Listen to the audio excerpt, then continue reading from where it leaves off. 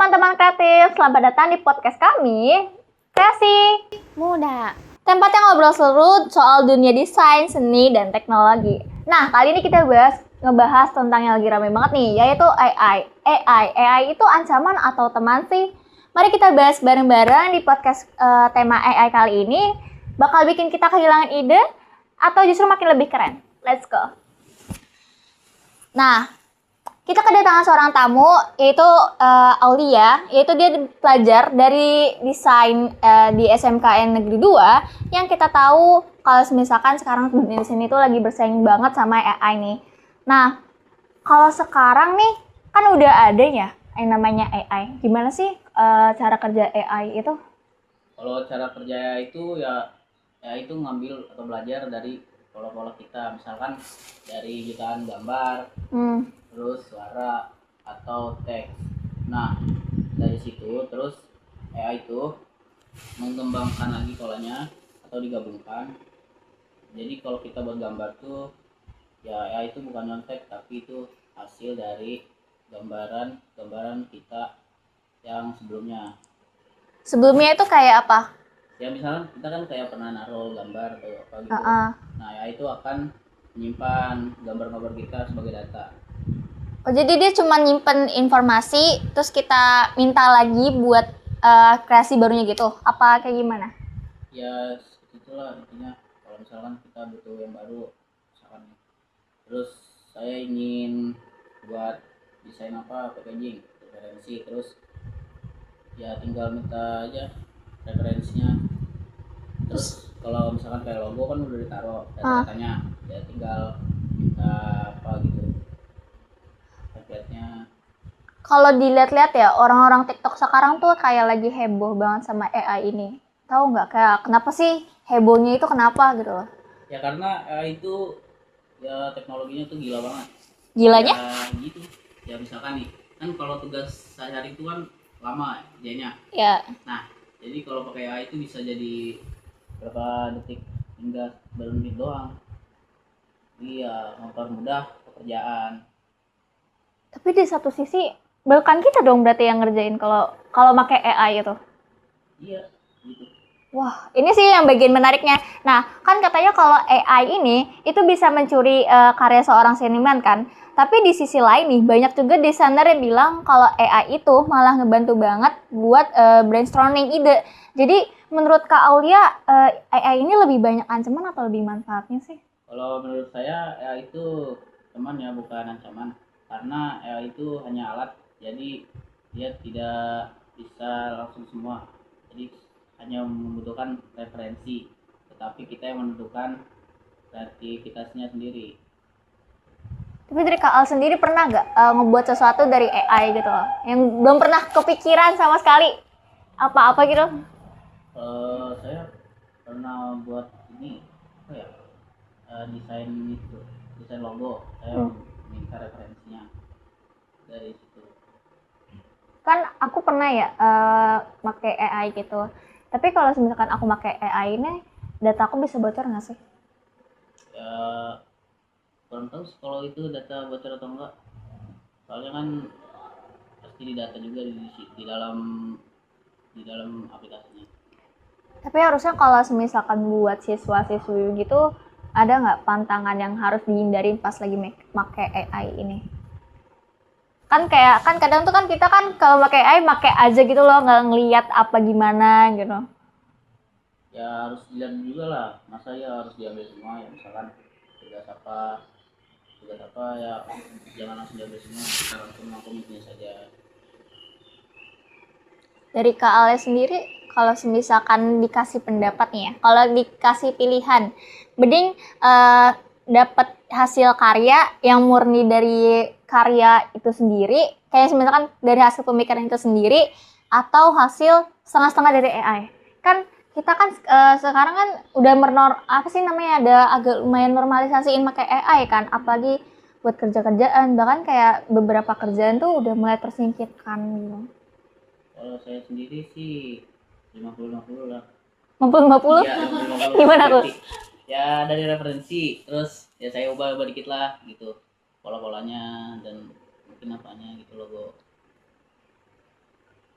Tapi kalau dari AI ini sendiri, kan katanya dia ada ya bisa bikin yang namanya kita kehilangan kerjaan.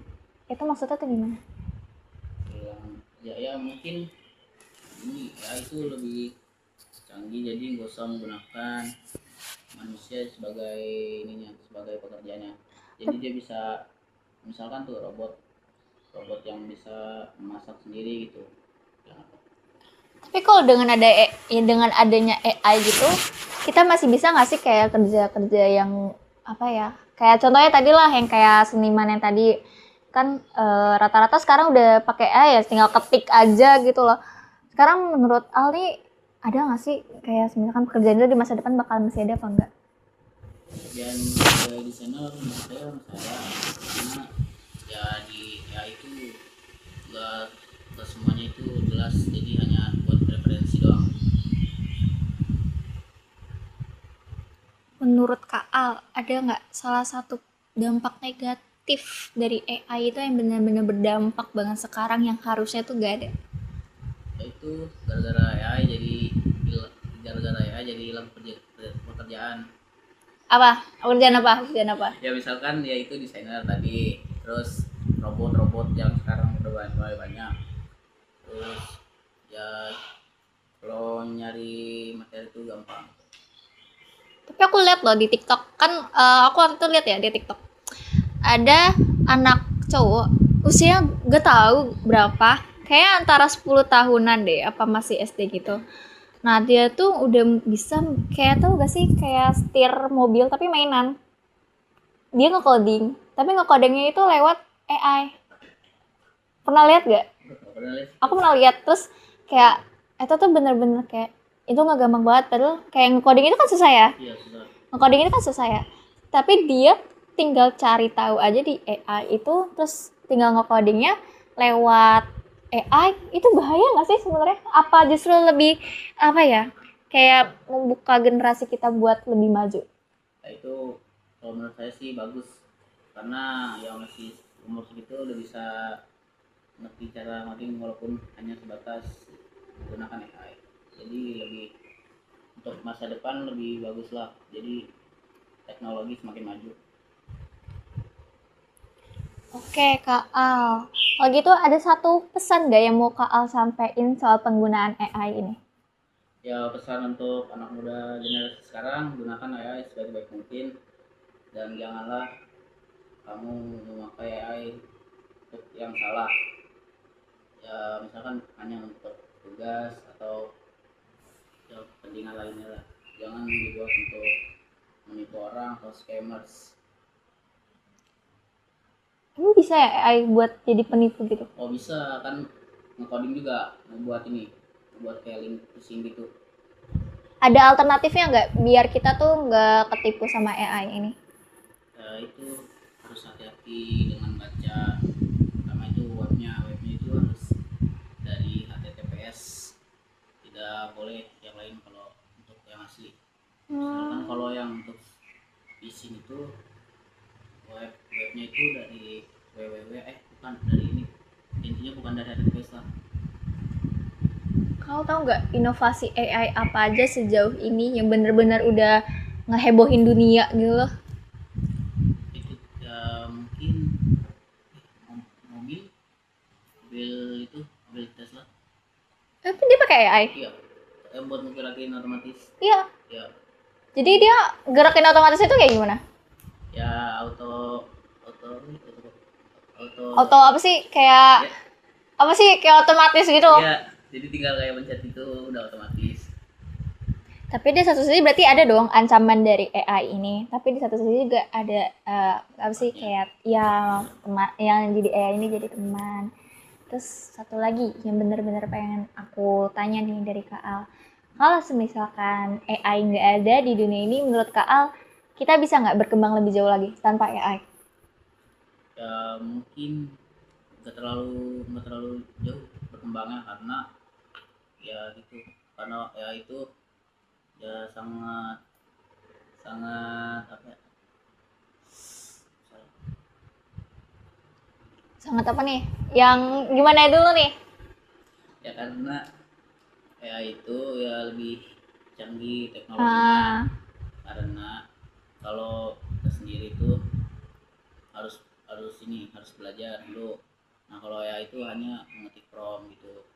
Dia udah ngumpulin informasi ya, jadi dia langsung ngembang apa sih kayak ngembangin gitu langsung ya. Sedangkan kalau misalkan kita tuh harus mikirnya kayak lama, butuh waktu. Tapi bagus dong, berarti di Indonesia ini ada nggak sih kayak kita tuh belajar lewat dari AI gitu? Kan kalau misalkan dimanfaatin nih teknologi AI-nya, ada nggak? Ya buat pendidikan. Menurut saya bagus buat pendidikan, mungkin untuk ya kayak alat itu. Ada nggak tapi yang ngajarnya tuh lewat AI? Pengajaran lewat AI. Ada nggak? Ya mungkin ada. Apa contohnya? Tahu nggak? Meeting? Ya kalau misalnya belajar lewat AI kan? Iya. Meetingnya tuh kayak gimana? Kan ini kan setahu aku ya, kalau misalkan ada nih, kalau zaman sekarang kan tinggal lewat buka HP kan, dikasih tugas esai ataupun pilihan ganda tinggal ketik ke AI. Nah itu kalau misalkan dari itu sebenarnya guru-guru tuh pada approve atau enggak sih? Atau ada kriteria tertentu kayak boleh pakai AI di saat seperti ini, boleh pakai AI tapi nilai dikurangin dan segala macam. Itu kayak apa gitu? Ya itu berdampak buruk sih, jadi kayak orang-orang itu jadi nggak bisa mikir. Enggak, maksud aku ada nggak kayak gitu? Enggak, maksudnya ada. Nih kan misalkan murid-murid dikasih tugas nih Ya. Tugas esai atau nggak pilihan ganda, nah terus pada pakai AI. Nah dari gurunya itu gimana, ngebolehin kah atau enggak kah? Ya tergantung gurunya, ada yang bolehin ada yang enggak. Ada kayak syarat-syarat gitu nggak pas pakai? Mungkin ada, ya misalkan kayak nilai dikurangin atau gitu.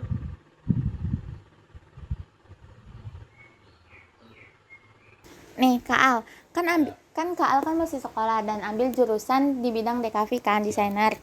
Nah, ada tools AI gak yang ngerasa ngebantu banget buat Kak Al? Kalau saya tuh biasa menggunakan ada Gemini itu paling sering. Terus yang kedua ada ChatGPT, tiga ada Perplexity. Gemini paling pertama tuh kenapa? Gemini karena ya itu sangat enak, sangat detail. Gratis gak? Gratis.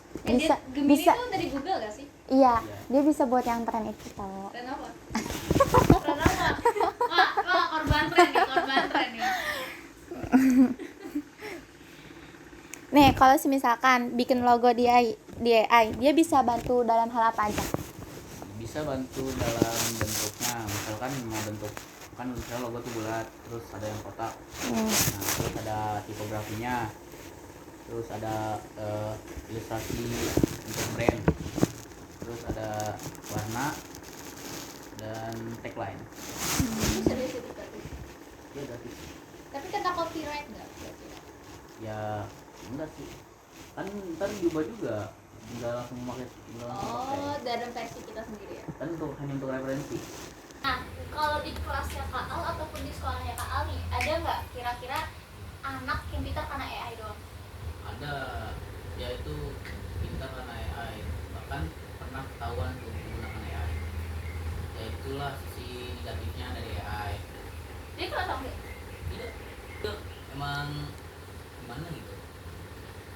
Aku tuh harusnya, tapi tuh harusnya kayak ada sesuatu nggak sih? Maksudnya sesuatu sih kayak ya seenggaknya caranya dikurangin lah gitu, enggak? Nggak tahu gitu tuh.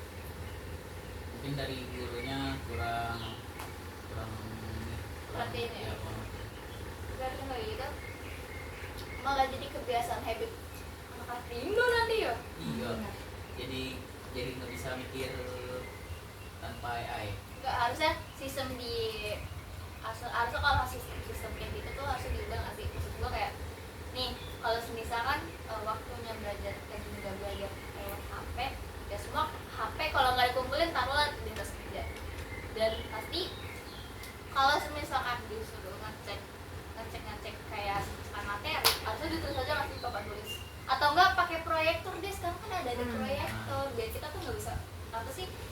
ngawasin orang-orang juga siapa nih yang buka kecurangan, soalnya kan itu masuk kecurangan ya. Iya. Daripada kayak gitu, jadi kita mengatur monitor atau dijelasin langsung. Ya mending ribet gak sih daripada kita harus ngadepin dampak negatifnya dari AI ini, terus kita malah jadi apa sih, kualitas pembelajaran kita emang menurun. Nah, itu dia podcast dari kita tadi. Kita jadi tahu nih kurang lebihnya AI itu apa sih. Jadi AI ini ancaman atau teman itu tergantung dari diri kita masing-masing ya. Balik lagi ke diri kita, gimana cara kita menggunakan teknologi zaman sekarang. Bijak-bijak apa sih menggunakan AI. Ada tambah lagi Kak Al, mungkin motivasi buat anak generasi muda. Ya untuk saya generasi muda itu gunakan AI sebaik mungkin, jangan salah gunakan untuk penelitian atau penipuan. Nah, tuh dengerin ya